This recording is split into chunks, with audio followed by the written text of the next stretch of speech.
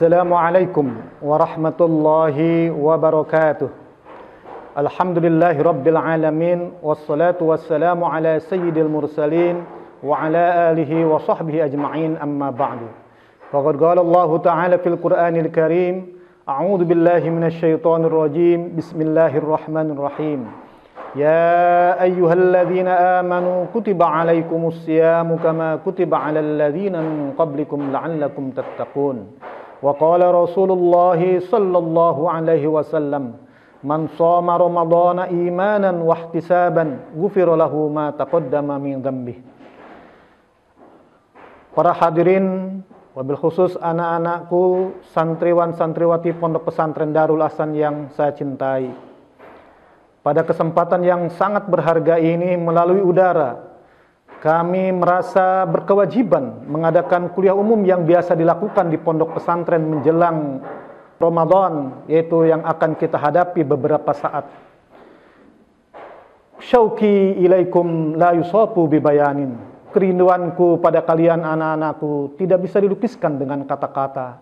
Karena kecintaan kami pada kalian, karena kerinduan kami pada kalian, sudah lama kita tidak bermuajahah, tidak bertatap muka, maka pada kesempatan ini kami merasa memiliki kewajiban.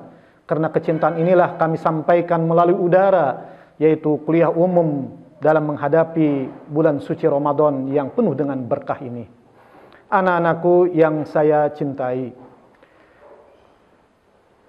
pada kesempatan ini, Ramadan dalam menghadapi saat ini dilingkupi dengan wabah COVID-19, yaitu virus corona. Oleh karena itu, dalam menyikapi ini sebagai warga bangsa yang baik dan seorang muslim yang taat, tentu kita harus bisa menghadapi pada posisi yang proporsional. Anak-anakku, ketika bulan Ramadan sudah diambang pintu, maka hati kita begitu indah, begitu bahagia. Ini terlukis bahwa karena kita akan menghadapi bulan yang penuh dengan ampunan, penuh dengan magfirah, dan penuh dengan rahmat. Sebagaimana Rasulullah sallallahu alaihi wasallam bersabda, "Man fariha bidukhuli Ramadana harramallahu jasadahu 'alan niran." Barang siapa yang merasa gembira, merasa senang dengan datangnya bulan suci Ramadan, maka Allah haramkan jasadnya dari api neraka. Oleh karena itu, dalam menghadapi bulan Ramadan ini ada beberapa hal yang perlu kami camkan, yang perlu kami sampaikan kepada anak-anakku yang saya cintai, yang sedang berada di rumah masing-masing. Yang pertama, bahwa dengan Ramadan ini kita memetik pelajaran-pelajaran yang sangat berharga. Yang pertama adalah pelajaran kejujuran.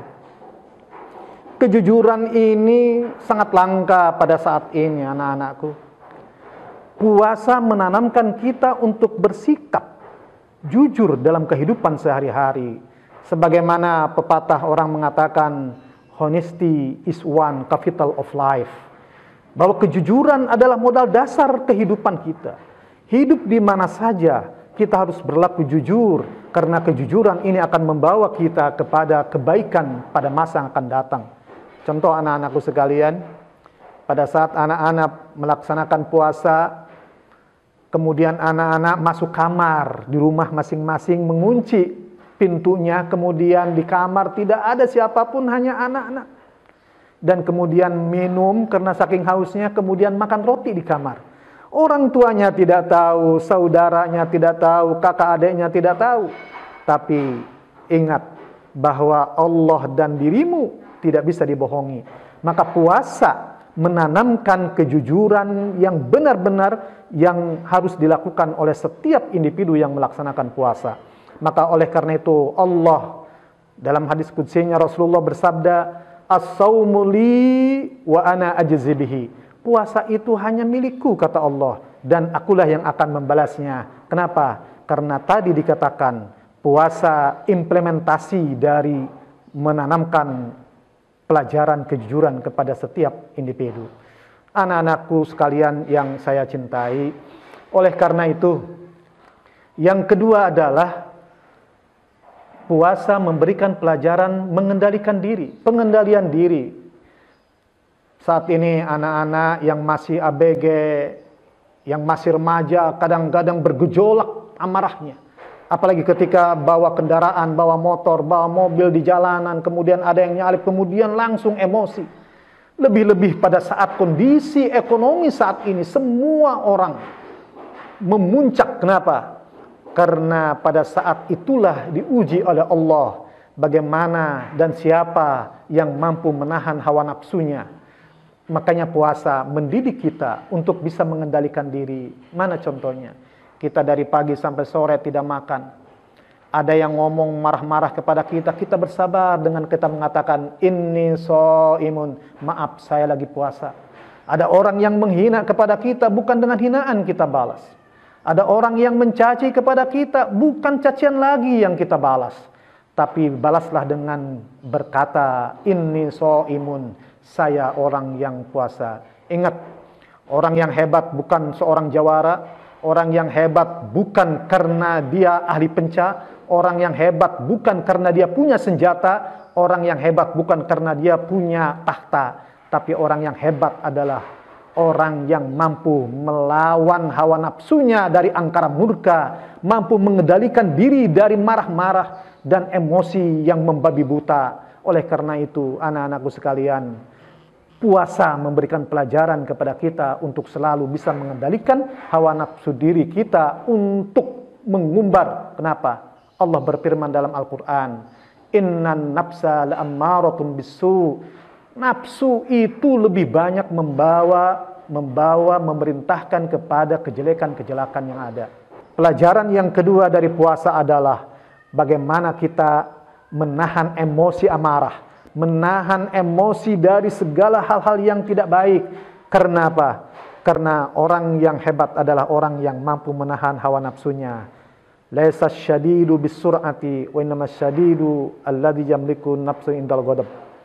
Orang yang hebat adalah orang yang bukan ketika dia jadi juara bertarung, tapi dia yang mampu melawan hawa nafsunya diri sendiri. Anak-anakku sekalian yang saya cintai, yang selanjutnya pelajaran yang ketiga adalah rasa empatik dan merasa memiliki solidaritas sosial. Rasa empatik, lebih-lebih saat ini kita lihat di wilayah negara kita, bahkan tetangga kita di kampung kita sudah banyak di antara mereka, jangankan untuk bisa jalan-jalan, jangankan untuk bisa belanja dan yang lainnya. Untuk makan hari ini saja mereka sudah tidak punya apa-apa. Karena semuanya sudah stay at home.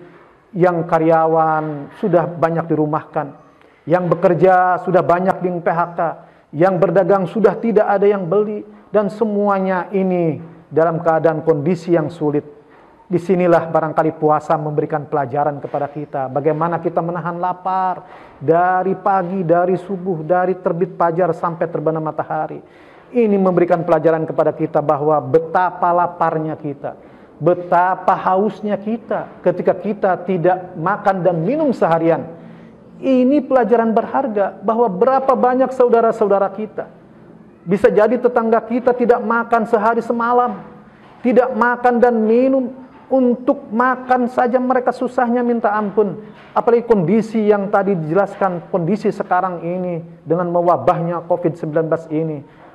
Bertambah banyak masyarakat yang kehilangan pencarian kehidupannya. Oleh karena itu, dengan puasa ini memberikan pelajaran, kalau kita memiliki sedikit rezeki, kapan lagi kalau bukan sekarang, siapa lagi kalau bukan kita untuk memberikan rezeki kepada saudara-saudara kita yang tidak mampu.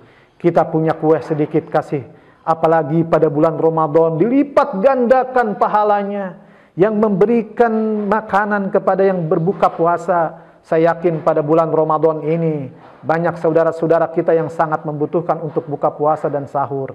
Barangkali ada sedikit kita memiliki dan kita memberikan itu. Maka puasa menanamkan rasa simpati kita kepada orang-orang yang kurang mampu.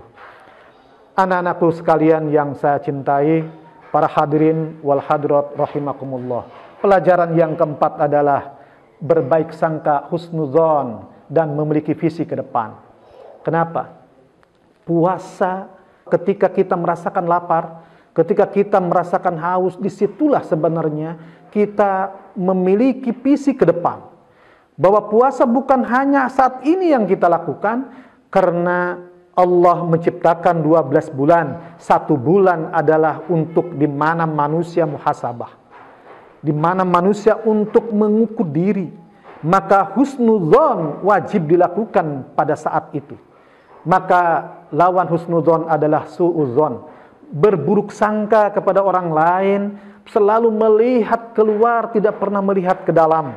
Maka Ramadan menanamkan, mendidik, memberikan pelajaran kepada kita untuk selalu berbaik sangka kepada orang lain, menjauhi buruk sangka. Kenapa? Orang yang buruk sangka adalah orang yang selalu melihat kejelekan orang lain sedangkan dirinya tidak pernah melihat. Gajah seberang lautan kelihatan, semut di pelupuk mata tidak pernah kelihatan.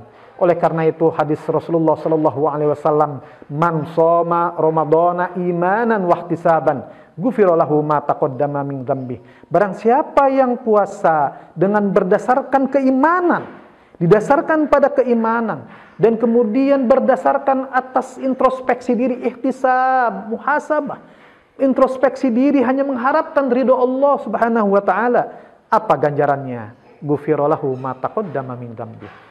Allah ampuni dosa-dosa yang telah dilakukan 1 tahun kemarin. Maka oleh karena itu, dengan puasa ini, di samping berdasarkan keimanan kita, juga berdasarkan berbaik sangka, melihat dalam diri kita, kesalahan diri kita, muhasabah selama 1 bulan kepada Allah, dengan amal-amal kebaikan, dengan amal-amal yang baik, tadarus, baca Quran, melakukan sodakoh dan yang lainnya pada bulan yang penuh maghfirah ini. Maka introspeksi diri ke dalam itu jauh lebih penting daripada kita melihat kejelekan-kejelekan orang lain. Apa yang diucapkan oleh Profesor Dr. Insinyur B.J. Habibie almarhum, saya tidak punya waktu untuk melihat kejelekan-kejelekan orang lain karena saya sibuk dengan melihat kekurangan-kekurangan diri saya. Betapa dahsyatnya para hadirin anak-anakku sekalian, bahwa Ramadan mendidik kita untuk menjadi lebih baik, untuk memiliki visi ke depan. 11 bulan ke depan harus benar-benar menjadi pelajaran bagi kita setelah dididik, ditempa, ditraining pada 1 bulan Ramadan ini. Anak-anakku sekalian yang saya cintai, suasana sekarang ini, anak-anakku yang berada di zona merah, di mana wabah COVID-19 merajalela, stay at home, tenang di rumah. Kita lihat anak-anakku sekalian, kita mengenal sejarah para ulama-ulama besar, ketika mereka justru di penjara menghasilkan karya-karya luar biasa. Ulama-ulama besar yang menghasilkan karya-karya luar biasa justru dihasilkan dalam saat di penjara. Kita kenal dengan Ibnu Taimiyah. Beliau di penjara sering dan menghasilkan beberapa kitab. Kita kenal juga dengan ulama besar Sayyid Qutb. Di penjara justru menghasilkan tafsir fi dhilalil Quran. Di Indonesia kita kenal dengan Buya Hamka.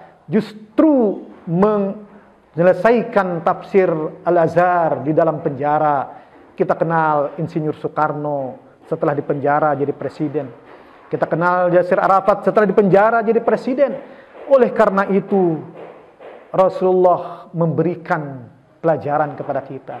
Rasulullah sebelum diutus menjadi Rasul, beliau tahannus di Gua Hiro. Ibarat kita sekarang sedang tahannus di rumah masing-masing. Stay at home.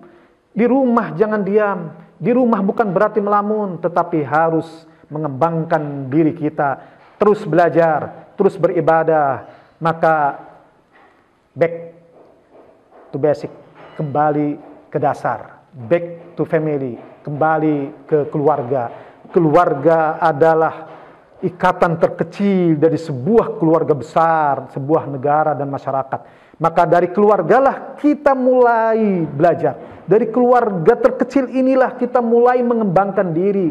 Betapa banyak orang yang dipingit ketika ingin merayakan sebuah perayaan. Berapa banyak para nabi kemudian bertahanus di dalam gua, para wali bertahanus dalam gua, kemudian keluar menjadi seorang waliullah. Begitulah kita saat ini sekarang, barangkali 1 bulan, 2 bulan, 3 bulan, anggap saja kita sedang bertahanus dengan keluarga, merekatkan tali ukhuwah antara orang tua dan anak, suami dan istri, bapak jadi imam, anak dan istri jadi makmum, saling mendekatkan diri antara kedua orang tua. Anak-anakku sekalian, selanjutnya dalam hal ini penting diperhatikan, laksanakan puasa dengan sebaik-baiknya di rumah, laksanakan sholat tarawih, dan selalu ibadah baca Quran kepada Allah Subhanahu wa Ta'ala. Mata pelajaran seumur hidup, gurunya bernama kehidupan. Belajarnya setiap hari, latihannya setiap saat, ujiannya selalu dadakan. Dan insya Allah setelah ini kita menghadapi Ramadan, mudah-mudahan kita berdoa dengan Ramadan ini COVID-19 dicabut oleh Allah dari permukaan bumi Indonesia ini dengan Bismillahirrahmanirrahim. Mudah-mudahan Allah mengangkat segala virus COVID-19 yang ada di negara kita. Wallahul muwaffiq ila aqwamit thoriq. Wassalamualaikum warahmatullahi wabarakatuh.